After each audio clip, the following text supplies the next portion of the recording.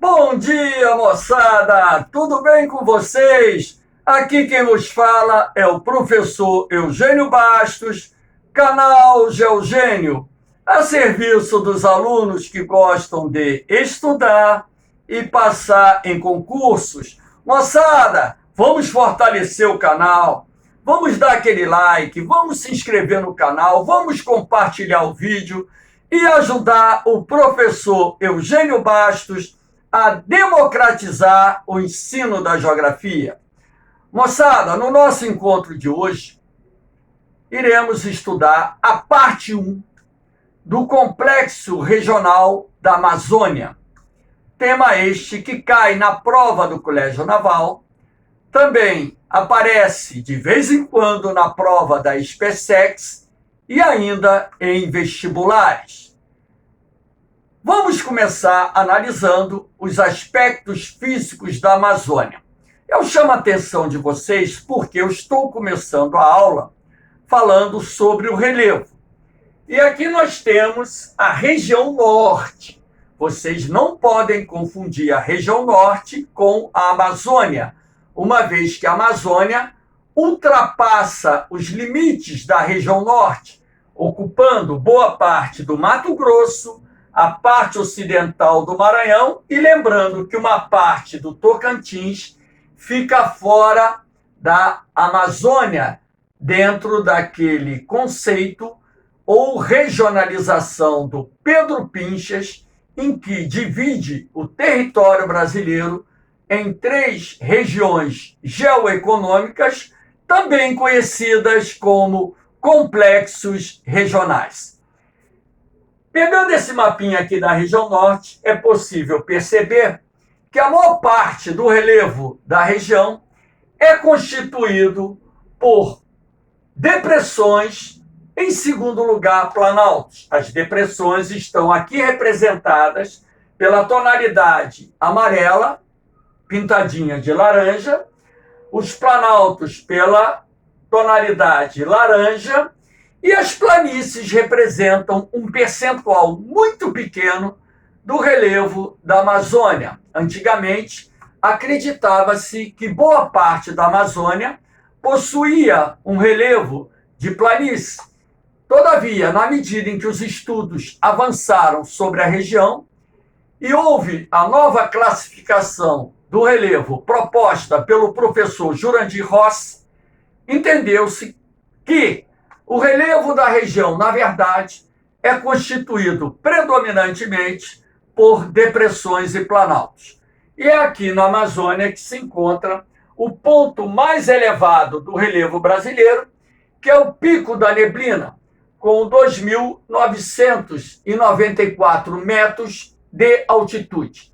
O Pico da Neblina está localizado na Serra do Imeri, bem próxima à fronteira com a Venezuela. Aqui nós temos os solos da Amazônia.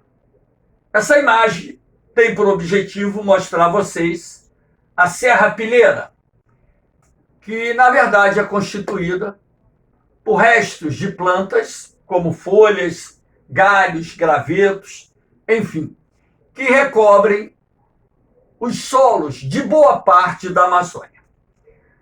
A Amazônia possui solos predominantemente pobres e arenosos. Os solos da Amazônia, durante milhares e milhares de anos, foram expostos a um intenso processo de lixiviação.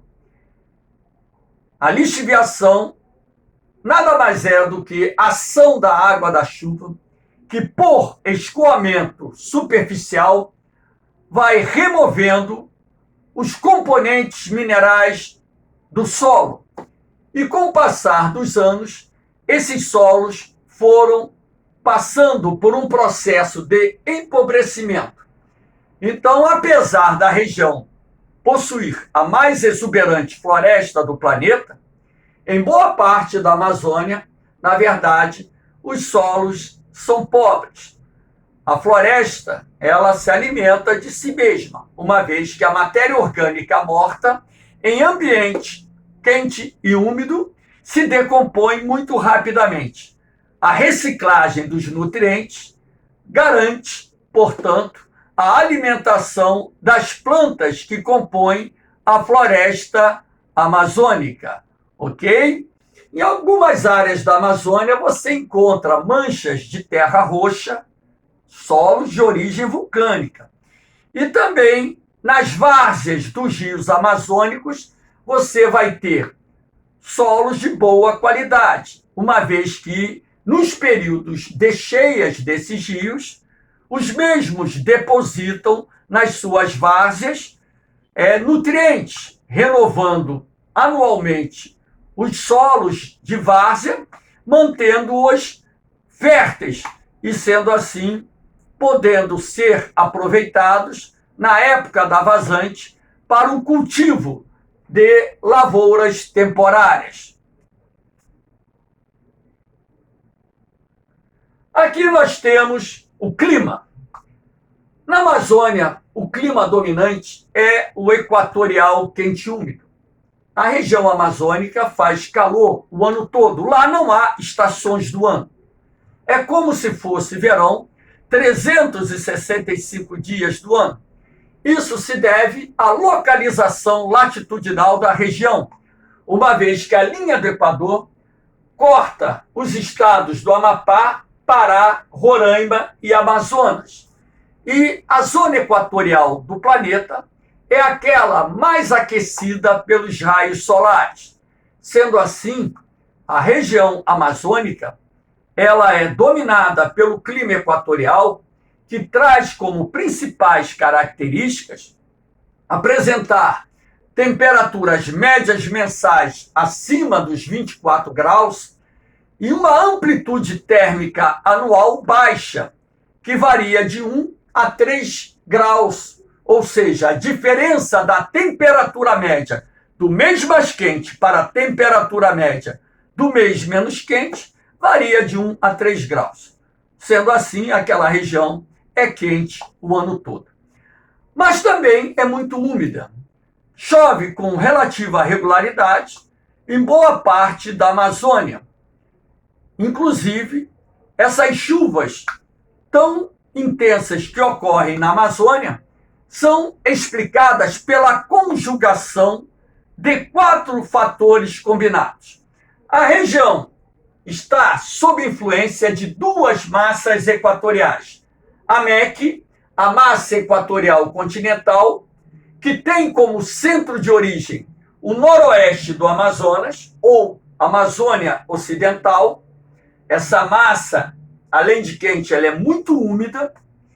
Nós temos a MEIA, a massa equatorial atlântica, procedente do Atlântico Norte, que exerce forte influência na Amazônia Oriental.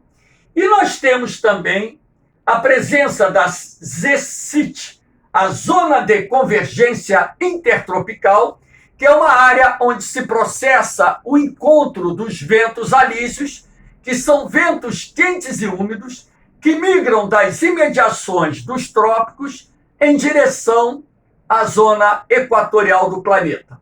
Na área de encontro ou convergência dos ventos alísios, nós temos a formação de uma zona de instabilidade atmosférica, que também será responsável pela alta incidência de chuvas na Amazônia. E, logicamente, nós temos ainda o intenso processo de evapotranspiração. De acordo com os cientistas, cerca de 50% de toda a umidade do ar existente na Amazônia provém do processo de evapotranspiração. Calor e umidade combinados geram nuvens de chuva que, ao longo do ano, despejam sobre a região um elevado índice pluviométrico. Na Amazônia, em boa parte dela, chove, em média, mais de 2.000 milímetros por ano. Aqui nós temos o climograma de Manaus. Climograma é um gráfico que registra as características das temperaturas médias mensais e também da precipitação média mensal em cada região.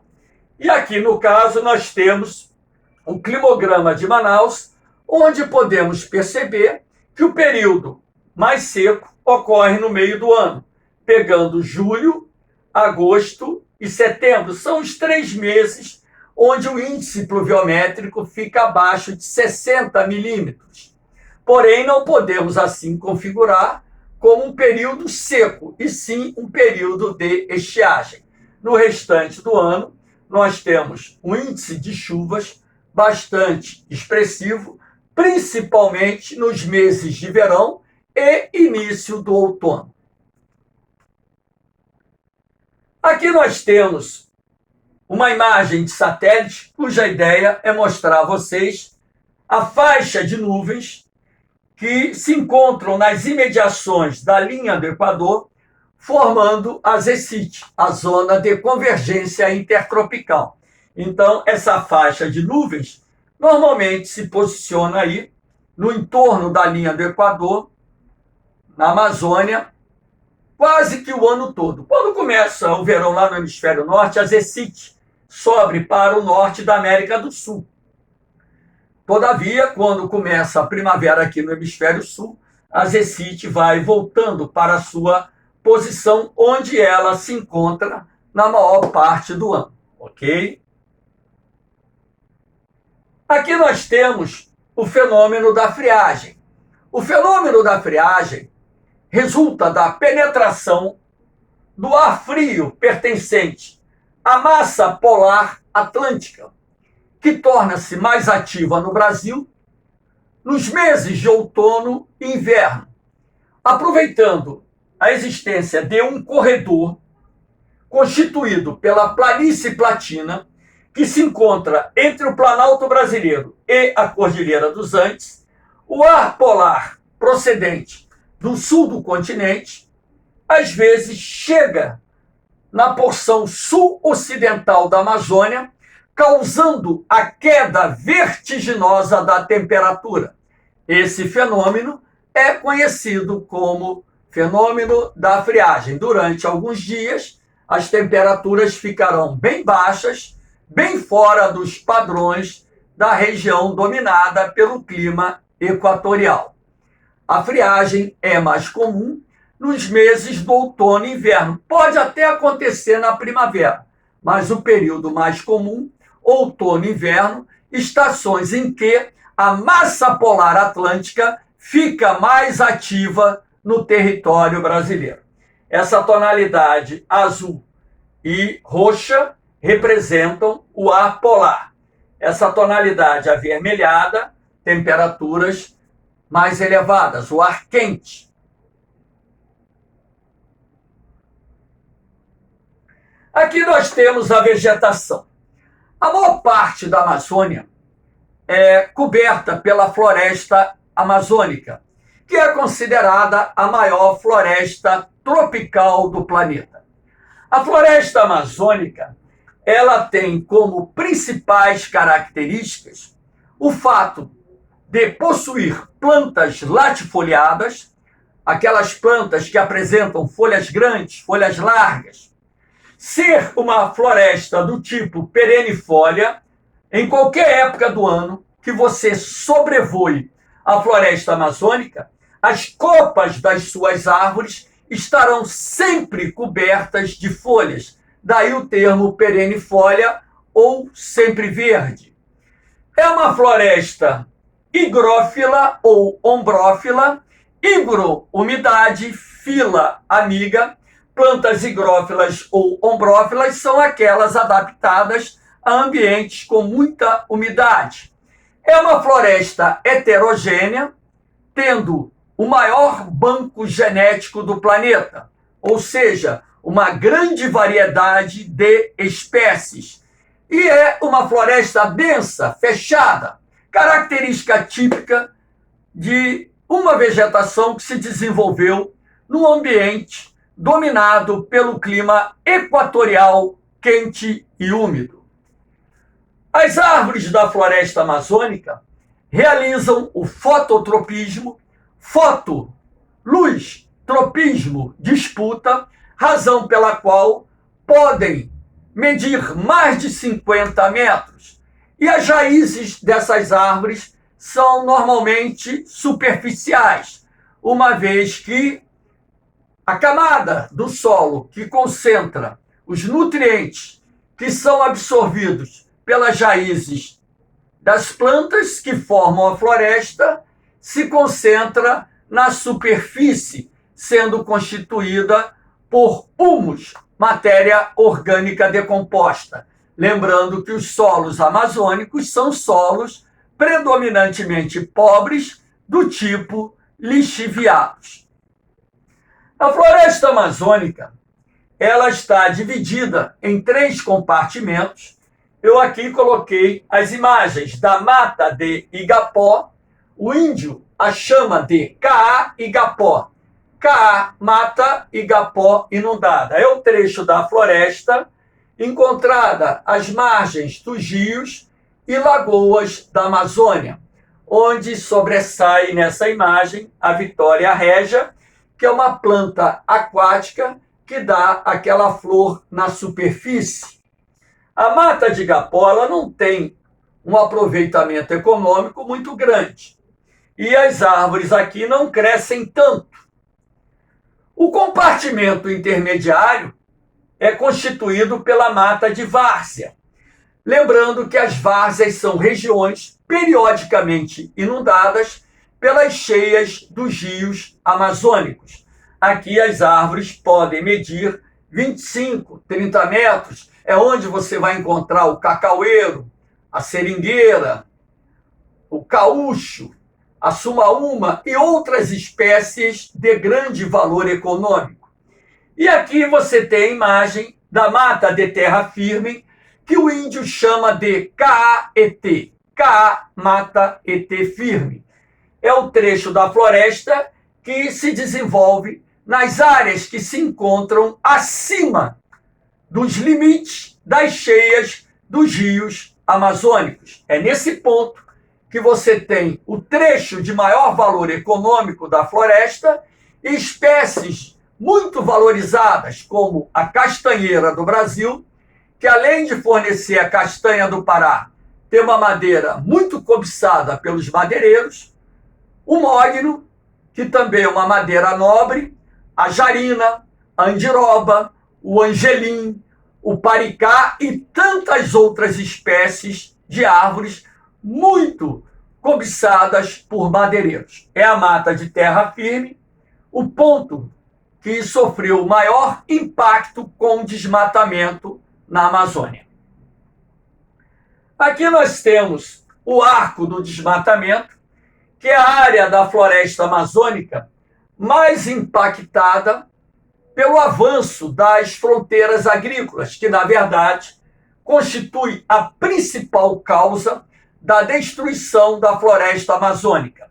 Aqui na imagem, esses pontos amarelos são as áreas que já foram desmatadas. A tonalidade verde representa as áreas remanescentes da floresta amazônica. Boa parte do arco do desmatamento, ele surgiu em função da expansão das fronteiras agrícolas, destacando-se aí o binômio gado-soja, ou seja, você vai derrubando a floresta para o plantio de pasto e também para o plantio de grãos. A atividade extrativa vegetal, sobretudo vinculada à exploração das madeiras nobres, vem em segundo lugar como causa da destruição da floresta amazônica. Além disso, outras atividades também têm impactado a floresta amazônica, como, por exemplo, a expansão urbana, o surgimento e crescimento de cidades na Amazônia tem pressionado a floresta amazônica, a construção de grandes usinas hidrelétricas na região também tem impactado áreas da floresta amazônica, os grandes projetos de mineração, não só grandes como pequenos projetos de mineração, também têm impactado a floresta e até mesmo a extração da madeira para a conversão de carvão vegetal tem sido um fator responsável pela destruição da floresta amazônica. Então, aqui vocês têm essa imagem, esse mapa, onde pode-se perceber claramente as áreas da floresta amazônica que já foram desmatadas pelo processo de ocupação da região. Lembrando que a área mais impactada, essa faixa vermelha, denominada Arco do Desmatamento ou Arco do Desflorestamento ou simplesmente Arco do Fogo.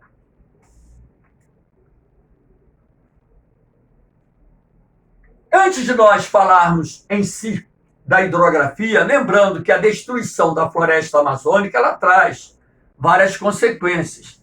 A destruição de um valioso banco genético, a extinção de espécies endêmicas, lembrando que espécies endêmicas são aquelas que se desenvolvem somente em determinados nichos ecológicos, as mudanças climáticas. Cientistas brasileiros já estudaram o impacto do desmatamento no clima amazônico. Nas áreas desmatadas, a temperatura subiu até 7 graus e a umidade do ar caiu em até 30%. Aí você tem a erosão do solo, o assoreamento dos rios, ou seja, a água da chuva levando para dentro dos leitos dos rios areia, terra, formando bancos de areia que poderão, no futuro, prejudicar a navegação fluvial, enfim, e até mesmo a fumaça liberada pelas queimadas contribui para a potencialização do efeito estufa. Aqui nós temos a hidrografia, a imagem da bacia do Rio Amazonas, que é a mais importante bacia hidrográfica a banhar a Amazônia. Aqui do ladinho você tem a bacia do Tocantins-Araguaia, que banha parte da Amazônia Oriental, que é a segunda mais importante bacia hidrográfica que passa pela região amazônica. Lembrando que o Rio Amazonas, ele nasce na Cordilheira dos Andes, no sul do Peru, numa localidade denominada Carrua Santa, e após percorrer 6.992 quilômetros, deságua aqui no Oceano Atlântico, entre o Pará e o Amapá. O Amazonas é o rio mais extenso do mundo e também o rio de maior volume d'água do planeta. No seu período de cheia, tem anos em que ele chega a lançar mais de 200 mil metros cúbicos de água por segundo no Oceano Atlântico. A bacia do Rio Amazonas, de acordo com os cientistas, possui cerca de 17% de toda a água doce de origem fluvial existente na Terra, ou seja, quase um quinto de toda a água doce transportada pelos rios estão na bacia do Amazonas, ou seja, um potencial enorme. Os afluentes das margens direita e esquerda do Amazonas são provenientes de regiões planálticas, razão pela qual a bacia do Amazonas possui o maior potencial hidrelétrico do Brasil. Todavia, pouco explorado. De acordo com a ANA, Agência Nacional das Águas, a bacia do Rio Amazonas possui 43% do potencial hidrelétrico brasileiro. E apenas 6% desse potencial foi explorado até o momento. Porém, na bacia do Amazonas, encontramos importantes usinas hidrelétricas, como, por exemplo, Belo Monte, no rio Xingu, que é considerada uma usina fio d'água, é a terceira maior hidrelétrica do mundo, foi inaugurada no ano de 2016. As usinas de Jirau e Santo Antônio, no rio Madeira, em Rondônia. E nós temos, o rio não aparece aqui, mas o rio Uatumã, onde se localiza a usina de Balbina, construída na década de 1980.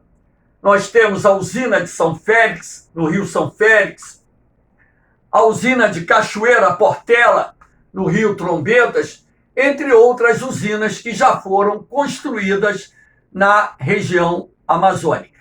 A bacia do Rio Amazonas possui cerca de 20 mil quilômetros de rios navegáveis, razão pela qual é de grande importância não só para a integração da Amazônia brasileira, assim como para a integração da Amazônia sul-americana. Lembrando ainda que na bacia do Rio Amazonas nós temos o maior potencial pesqueiro de água doce do mundo. E, de acordo com alguns cientistas, existem mais espécies de peixes na bacia do Amazonas do que em todo o Oceano Atlântico. Eu falei espécies, não quantidade de peixe. Então, são características gerais que marcam a bacia do Rio Amazonas. Aqui nós temos os impactos socioambientais relacionados à construção de grandes usinas hidrelétricas na Amazônia. Esse reservatório aqui é o reservatório de Balbina, no rio Uatumã, que é considerado o projeto o maior desastre da engenharia brasileira. Por um erro de projeto, Balbina foi construída num local inadequado. Quando fecharam suas comportas, formou um lago gigantesco e as árvores não foram retiradas das áreas que seriam inundadas. O resultado é que se criou-se um cemitério de árvores e a decomposição dessas árvores tem contribuído para o aumento das emissões de gás metano na atmosfera. Além disso, a construção de grandes usinas hidrelétricas inunda áreas muito grandes e isso causa a morte de plantas e animais. Também essas obras prejudicam a realização da piracema, que é aquela época do ano em que os peixes sobem os rios para desovarem. A legislação atual obriga as empreiteiras a construírem canais artificiais para que os peixes possam seguir o fluxo da piracema. Mas a maioria dos peixes não encontram esses canais artificiais. Você tem a necessidade de se remover as populações ribeirinhas das áreas que serão inundadas, quilombolas, índios, produtores rurais, gerando impactos sociais. E ainda tem a questão da destruição de sítios arqueológicos. Moçada, espero que tenham gostado da aula. Dê aquele like, compartilhe o vídeo e ajudem o professor Eugênio Bastos a democratizar o ensino da geografia. Um beijão no coração de vocês, um forte abraço. Fiquem com Deus. Eu vou, mas eu volto, hein? Fui!